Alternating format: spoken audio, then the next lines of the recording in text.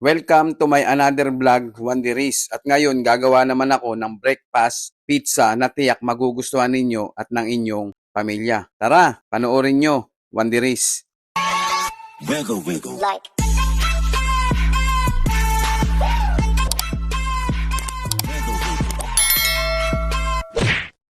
Tatlong itlog. Tatlong kamatis. Prito natin yung itlog. Tapos lagyan ng gatas. Dire sa paglalagay ng asin, yung hindi naman siya aalat. Di baling matabang, wag lang maalat. Lagyan nyo ng konting-konting paminta. Yung gatas na nilagay natin, 45 ml. At yan, Wanderis, maluluto na yung itlog. Ayan o. At pagkaluto na guys, ilagay natin sa hiwalay na pinggan. Then pagkatapos nyan, iwain natin yung mga kamatis sapagkat ito ay kasama sa ating flavor. Then magprito tayo ng potato, patatas, Wanderis. Ayon sa sukat na gusto nyo pero mas the best, maliliit muna. So Wanderis, ang pang pizza natin ay isang kutsara at kalahati lagi ang ilalagay nating pizza sauce sa isang dough. Ayan, pantayin nyo ng ayos guys. Lalo na Wanderis tong mga gilid-gilid. I-haplas ninyo ng maayos, i-haplas nyo ng maganda. Kasi meron ako nakikita pag minsan nag-haplas niyan parang putik na hinaplas.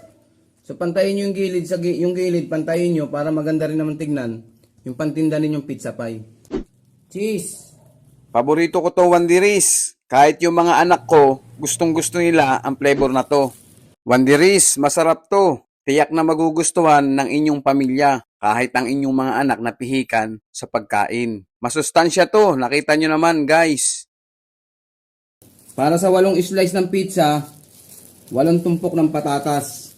Para pag hiniwa ninyo ng 8, meron tigi-isang tumpok ng patatas bawat isang slice. Guys, kasunod na Wanderis yung konting kamatis. Masarap to, Wanderis, sa almusal. Iseserve nyo ng mainit na may kasamang hot choco.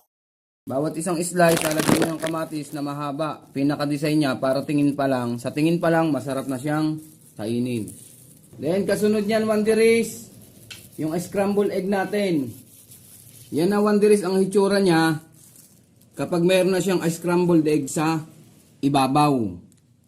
Ang scrambled egg nga pala, Wanderis, titimplahan nyo na ng kunting asin na may paminta. Di baling mapatabang, wag lang mapaalat kasi ang cheese, mahahatak na yung alat kasi yung cheese maalat na. Yan ang itsura niya kapag may itlog na sa ibabaw. Dagdagan nyo ng cheese. Wanderis, ito yung finished product ng ating breakfast pizza. Patatas with egg. O, kita naman ninyo, Wanderis. So, ang sarap niya tignan.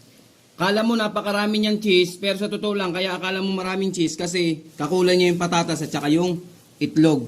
Gustong gusto ng mga bata, Wanderis, masustansya, masarap. O, di ba? Sino ang hindi tatakamin dyan, guys? Kahit yung mga bata, maging matatanda, sure na magugustuhan ito. At hinati ko na nga pala, Wanderis. Ang sukat nga pala, Wanderis, ng dough na ginawa kong pizzang ito ay 10 by 10. Family size na rin ito, Wanderis. At meron itong 8 slices na kasya sa isang pamilya. Pero kung solo ka lang, nako, busog na busog ka nito, guys. At nilagyan ko na ng mayonnaise, yung kalahati. Ayan o, para dun sa mga gusto ng mayonnaise, makakain nila, di may mayonnaise sila. At yung kalahati naman, guys, ketchup, para dun sa may mga gusto ng ketchup. Pero kung titikman ninyo, Wanderis, ang lasa na ito pareho, mapa-mayonnaise, mapa-ketchup, ay talagang napakasarap. Ayan o, hitsura pa lang, sino ang hindi tatakamin at magmamadaling kumain dahil baka siya ay maubusan.